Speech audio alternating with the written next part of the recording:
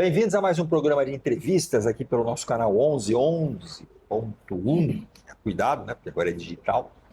E eu hoje trago um assunto importante. Aliás, como eu sempre faço a seleção das pautas e dos convidados. Hoje uma convidada. Para tratar de algo que talvez você esteja vivendo aí na sua casa. Muita gente está enfrentando esse drama, que são o problema ou os problemas de saúde mental. E o que me motivou a convidar Gilda Balsini, que é uma das mulheres com a maior experiência nesse tema no Brasil, justamente é para que a gente possa conversar, entender, aconselhar, mesmo que seja no mundo virtual, digital ou pela televisão. Bem-vindo, Gilda, ao nosso programa. Muito obrigado pela tua presença, né? Antes de a gente falar sobre o tema, tu tens uma biografia maravilhosa que poucas mulheres têm. Tanto no plano pessoal, tu é uma grande mãe, tu é uma grande avó, né? Enfim. E tu trabalhas há muitos anos com terapia na tua clínica. Sim. Como é que é esse teu trabalho, Gilda? Primeiro, assim, que a minha escolha, né, de ser psicóloga, Mineira já que foi és. mineira, já foi assim, no pedagógico, quando eu estudei, tinha matéria psicologia, sociologia, e eu me apaixonei pela psicologia, já com 16, 17 anos. E ali, eu achava que eu queria muito estudar o ser humano e ajudar o ser humano. Eu era nova e aquilo me encantava. E fui pesquisar onde, que eu era... sou mineira, mas de uma cidade do interior, Lavras, né? E tinha em Belo Horizonte, e Porto Alegre e São Paulo. Eram os lugares que já tinha faculdade. Só, né? Só. Aí eu fui para Belo Horizonte, contra a vontade dos meus pais naquela época, né? A moça não podia sair de casa, e novinha, com 16, 17 anos, né? E fui fazer o vestibular e já fui para psicologia e escolhi.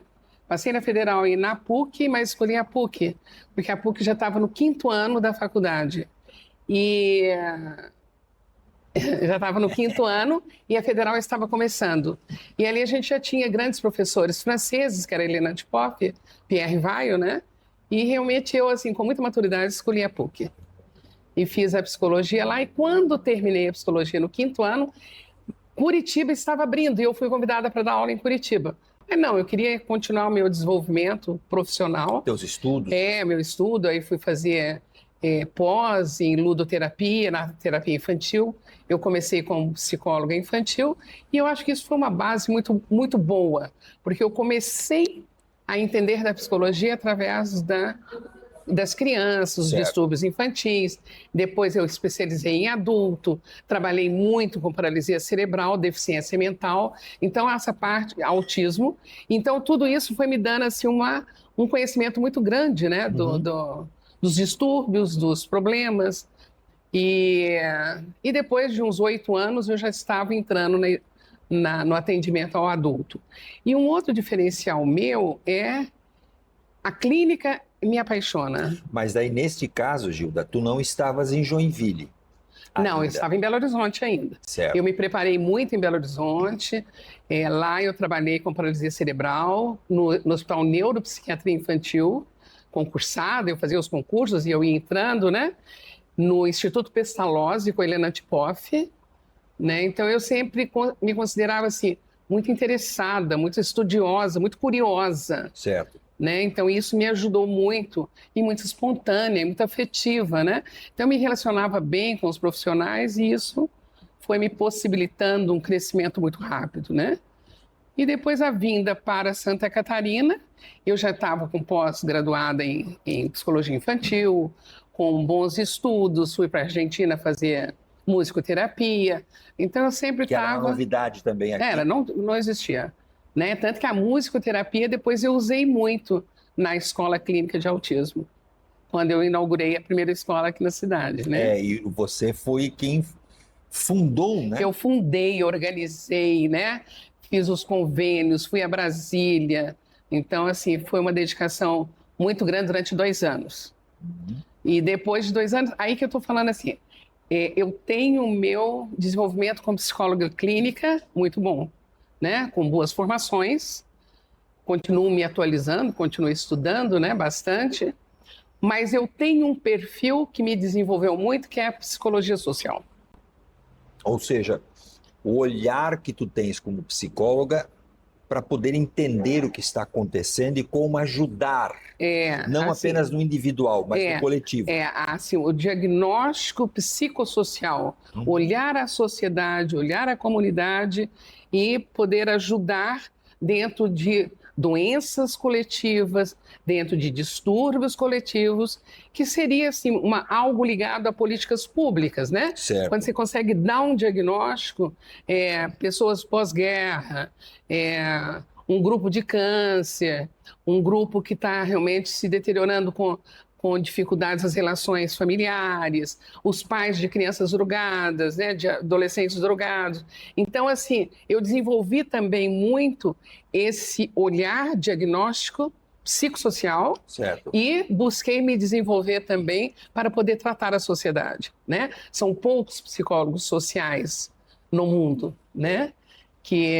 E você é uma referência. Eles são importantíssimos, porque nós vamos vendo essas doenças coletivas e a gente ainda não tem a abertura, né, do conhecimento político para poder sentir que a comunidade precisa ser cuidada. Há muitos e muitos anos lá atrás, né, nem tanto assim, mas há muito tempo atrás, a Gilda já alertava que o que nós estamos vivendo hoje aconteceria. E eu vou dar os números, para que a gente tenha uma ideia da gravidade.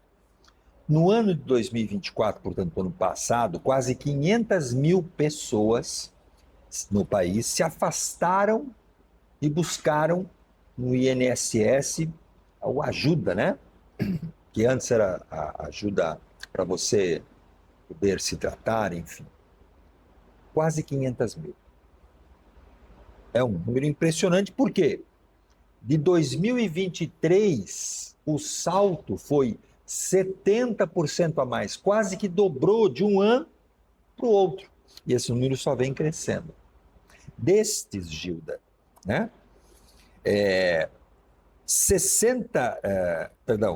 O número que nós temos aqui, né, de quais são os principais problemas de que hoje as pessoas buscam a licença no INSS, a primeira causa, 142 mil pessoas, ansiedade. A segunda causa, 113 mil, depressão. E a terceira causa, com 52 mil, depressão recorrente. Não é? Bom, esses números por si só já são um alerta. E eu ainda vou acrescentar um detalhe muito importante. No país, Santa Catarina, Rio Grande do Sul e o Distrito Federal são os estados que mais têm casos com saúde mental. Gilda, esses números impressionam? Ou, como eu disse antes, você já sabia ou previa, né, com o teu estudo, que nós chegaríamos no que hoje estamos vivendo? Eu acho assim, esse ano, 2025, a gente sente realmente assim, que o problema está muito grave. Mais do que 2024. Entendeu? Mais do que 2024. E vai acelerar. Né? Então, assim, felizes de quem tem assim, um caminho de busca que alguém venha interferir para que a pessoa possa acordar para a busca de um tratamento. Agora, o que eu vejo, como a doença já está tão coletiva, os problemas estão tão coletivos, né? Eu sou realmente assim, hoje, decorrência de todo, né, o processo ali de pandemia e a própria evolução da tecnologia, né? Então, as comunicações hoje, elas estão muito mesmo através da internet, né? O celular, ele é um braço, é um olho, né, que faz parte de cada ser humano, né? Quando você sai de casa, você não pode esquecer o celular. Não. Né? Então, as pessoas Geralmente existem os encontros quando são encontros festivos, mas isso é muito pouco. As pessoas cada vez estão As mais pessoas estão cada isoladas. vez mais isoladas e eu tenho procurado muito fazer em Joinville grupos. Fundei essa UMA, né, que hoje nós já temos um grupo que sustenta a UMA, são 27 mulheres que estão juntas desde o início, que já tem 7 anos o grupo. Então eu tenho assim, buscado E essas mulheres são muito multiplicadoras, né? possibilitar esse treinamento do acolhimento, o treinamento do cuidar. Gente, o que deixa o ser humano com uma bagagem boa de autoestima, de confiança, de equilíbrio? É se ele foi amado, é se ele foi recebido com acolhimento, é se ele foi recebido num apego seguro. Então, se ele foi cuidado, ele vai aprender a cuidar da vida dele. E o que eu tenho feito nas terapias grupais, né? Um processo do desenvolvimento do ato de cuidar. Porque se cada pessoa de vocês aí olhar, eu fui bem cuidado, qual é a minha memória transgeracional do amor e do equilíbrio? Como é que foi a partir do meu nascimento, né? Até desde o meu nascimento, se eu fui aceita, se eu fui recebida, na minha infância, como é que foi? As dificuldades, né, que nossos pais tinham, as relações, às vezes era só um criando os filhos, que isso está acontecendo cada vez mais, e assim, a exigência financeira muito alta, então quem é que vai cuidar desses filhos? E isso vai desenvolvendo, possivelmente, doenças psicossomáticas, de corpo, depressão, ansiedade, e as dificuldades vão ficando cada vez mais graves. Se acumulando, né? então você então, só vai assim, abrindo quando eu falo na psicologia social, né, de tentar formação de grupos, por exemplo, terapia de grupo de idosos, uma terapia de grupo de câncer. Gente, isso é um benefício magnífico. Por quê? Porque o grupo bem trabalhado e bem conduzido, esse grupo vai acolher. E a técnica não é difícil, desde que tenha um orientador, né, Gilda?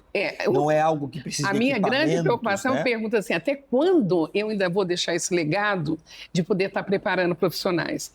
Eu tenho até observado, Sérgio, que alunas minhas de pós, já terminei esse segundo grupo de pós, vamos supor, 8 anos atrás, elas estão brotando agora, eu estou muito feliz, porque demora para ter a maturidade de dirigir grupo. Um profissional desse. Então você pode trabalhar, mas você acaba passando aquela essência, aquele modelo.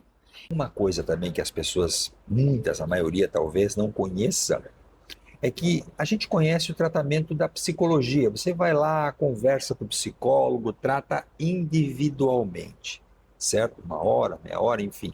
Quem tem acesso, óbvio. Sim. São poucas pessoas. Mas o grupo não.